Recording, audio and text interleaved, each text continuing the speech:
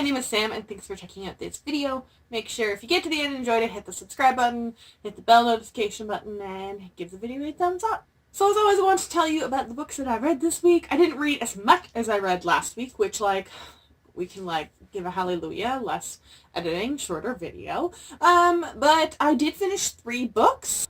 2 of them were rereads, but I feel like I read them actually so long ago, I forgot the majority of what happened in the book. So let's talk about them.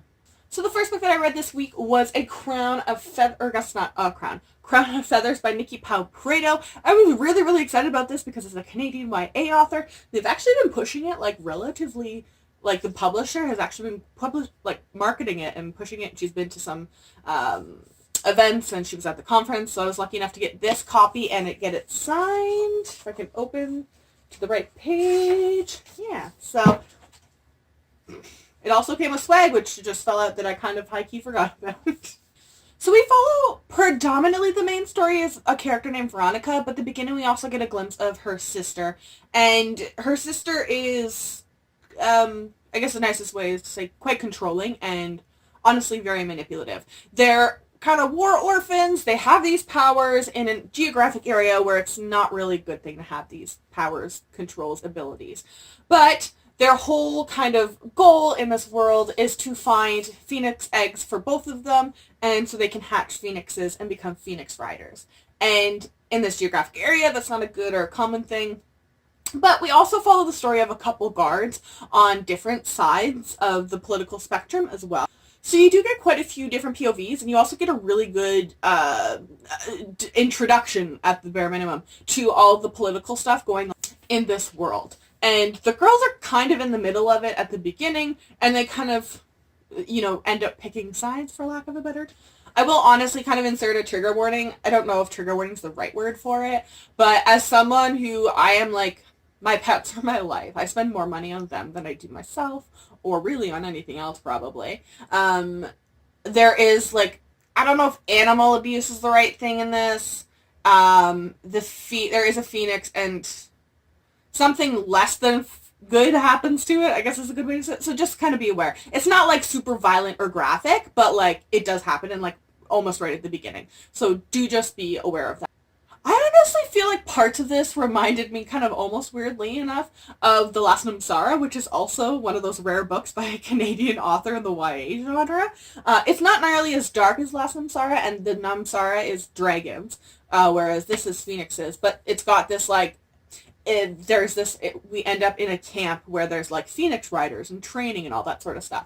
And there is this sort of, cross forbidden romance kind of element, which just it kept reminding me of Last Namsara. I don't know if my brain did that automatically because they are both Canadian authors, but it did that.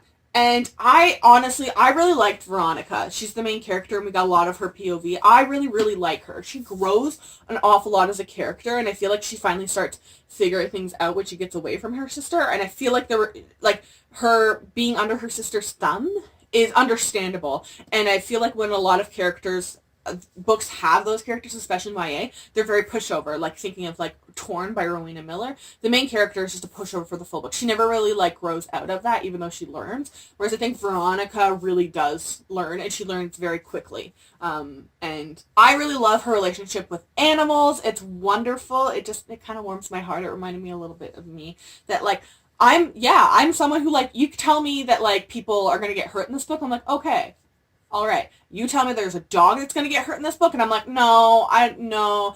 If people had told me that, this isn't spread. If people had told me that a female of the species had a dead dog in it, I would not have touched it or purchased it. I would have missed out, because that book's amazing. But, I just can't deal with bad things happening to animals. They're, the only good thing on this earth right now. So I never want anything bad to happen to them. So, I love how she treats and cares for animals so much and does everything she can to protect them. There is a little bit of a Mulan element.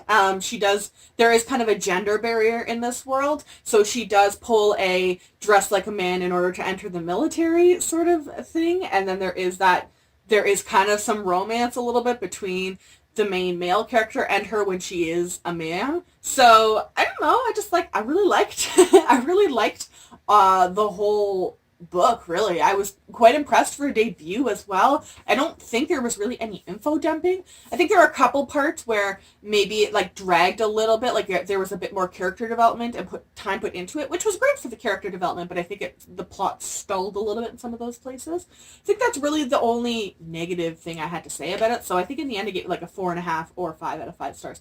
Really, really enjoyed it. I absolutely love this cover too. And I'm really, really excited to see what's going to come from book 2. I'm so, so curious, especially with how this ended. Veronica really stands up for herself in the end, and it was like perfect for her. That was exactly how you write a strong female character. I loved it.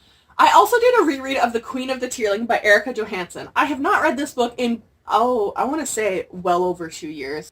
I don't even know if I read it since I moved to Alberta. It's been a while. But it follows Kelsey, who at 19 years old is being kind of smuggled from this hidden secret place where she was brought up back to the capital, the Tearling Center, to become queen. Her mother was the queen and has since left, and her brother, or her uncle, sorry, the queen's brother, the main character, Kelsey's uncle, has been kind of ruling in her name, but she is now age majority. So it starts off right away that the Red Queen, the queen of kind of a neighboring kingdom, tries to have her killed while smuggling her back to the Tearling Center. So you can imagine it's a real stable geographic political place, for sure.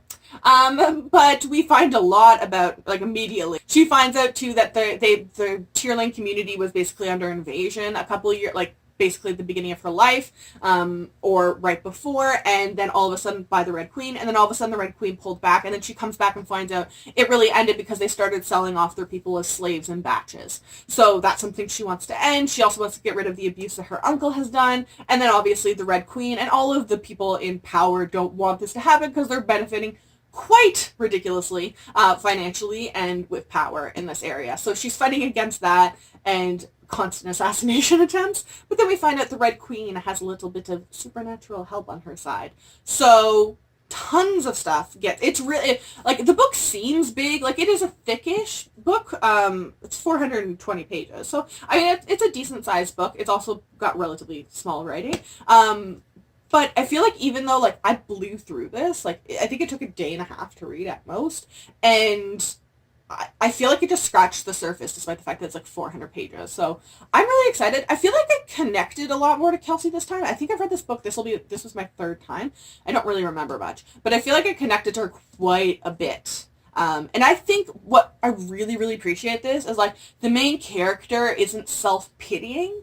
I don't think. She kind of brings up the fact that she knows she's quite plain looking. For a royal, that's kind of out of the norm, and coming in as an outsider as well. But I think also the fact that, like, she makes kind of comments throughout several things that she's not skinny, and she's never really been skinny. She's always been a bit heftier of a girl, and her weight is kind of something that she's kind of watching as obviously her diet's changing quite a bit, but as her requirements for what she has to do for work is changing. And I think especially right now in my life, that's something that I'm all really dealing with, is weight.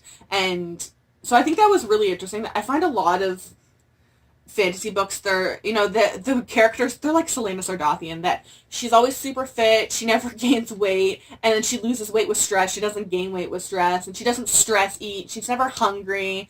And then there's me and Kelsey who are like, I just want to eat chips sometimes, okay? But every time I eat a bag of chips, I gain 40 pounds, okay? Like, it's not fair. Someone help. So I think that's something that I really, really like. It stands out to me. So I enjoyed it. I think I gave it 4 out of 5 stars, and I'm definitely going to continue rereading the series. And the last book that I read this week was The Ship Beyond Time by Haiti Healig. This is the sequel to The Girl from Everywhere, and it follows a more fantasy mythical adventuring quest than the first book does. So in the first book, we are in Hawaii before it becomes officially part of the United States, and it's dealing with colonization. And her father is an opioid addict. He's missing her mother, and her mother has passed away. She never really knew her mother because she died right when she was born. So we follow Nix, who is a navigator who has the ability to use maps, and wherever that map was drawn and created, time and place, that is where she can navigate their ship to. So if she gets a ship, or she gets a map from like 17th century, France, then it will, navigate her to 17th century France from her own time period. So we follow Nix. We get a lot at the beginning, it really kind of confronts the sort of romantic triangle that was developed in The Girl From Everywhere, and then it kind of ends that right away, which I really appreciated that not dragging out. So we follow mostly Nyx and Kashmir, and I love them together. I love them so much. This book also has a really good rep. Neither of the main characters are white, and the romance is just so good. Like I said, I want a third book, or like a Court of Frost and Starlight sort of situation where it's just Nyx and Kashmir trash. I want that. And I don't want to spoil anything, but I think the ending was, like, realistic, but also satisfying. Like, sometimes books, you can only have one or the other. But I feel like it is quite satisfying. Everything that happened to Nyx before sort of molded her, but she was kind of being dragged down by a lot of different things and people, I think, at the end of the first book. So I think the ending, it's sad for the most part, but, like, she can grow and live her life now, which I think is really, really important. And I think how it ended, sadly, for some of the characters was not sad for them, but sad for me, sort of, yeah. So I thoroughly enjoyed this series. I finished my reread, which was one of my goals for the year, so awesome. And yeah, I'm really, really happy that I finished it. It's just I'm happy I own this. I really, really enjoy this writing, or this series. I find High Heeling's writing to be, I don't know if that's the right word, but, like, she makes the narrating, like, the voice you're getting a narration of, like, just very deep and passionate about everything. And yeah, I don't know, I really, really like the writing, especially in the series. I think it really lends itself well. I think really the only difference that I saw in the first one was that the first, I think, was more historical fiction. This is more basing it off a fantasy-ish realm, magical place. Yeah, so in the end, 5 out of 5 stars. I love this series so much. I really, really, really love this series. So those are all the books that I read this week. Let me know in the comment section down below if you've read any of these books and what you thought, or what you read this week. I would love to know. Make sure to check the description box down below. I will link all of these books to their Goodreads pages. I will link all of these books to their Goodreads pages, and I will also link all of my social media. If you follow me, I will follow you.